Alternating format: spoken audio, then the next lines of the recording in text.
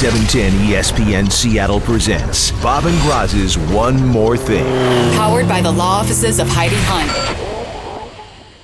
He's better than we thought.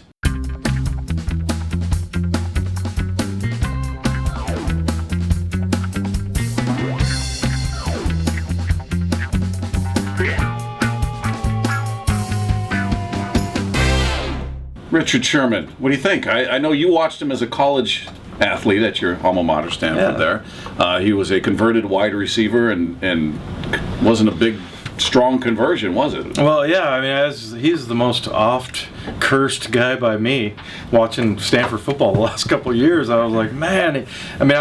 Honestly, he's a much better pro than he is a college player, and you see that every once in a while. I think Baldwin, you can make that argument for too, but there are certain guys that become better pros than they were in college, which is totally, goes against the, rational thought, right? I mean, you should dominate in college. It gets harder at each level, and I think he's one of those guys that something about his game, at least in this defense, it certainly is fitting him. Is it coaching? Is it the comp? Because we talked about it on the show, and he got thrown in where you expected he might just sit on the bench and be a situational guy, because if you had a healthy Trufant, you had a healthy Walter Thurman, you weren't going to see a lot of Richard Sherman, and I don't know if just kind of getting in there under fire is something that really helped mature him rapidly. I don't know. Yeah, and maybe we'll see what happens next year. Maybe he suffers some kind of sophomore slump. I don't know. But, man, that's a position where it's almost like quarterback, where you don't want to ruin a guy by throwing him in there and ruin his confidence by, he's not missing beat. Any of that. Yeah, he's definitely got some confidence. He's got some swag.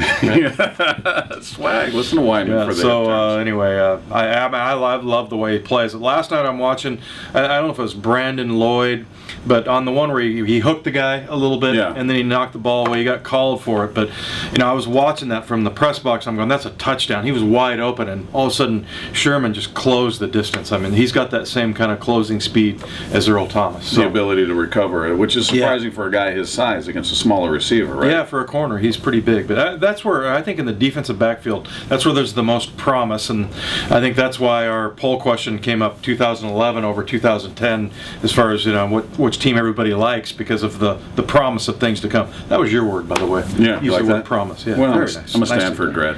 Well, I think it's because you're a radio host. Let's find out what kind of candy Richard Sherman likes. Can we do that? Yeah.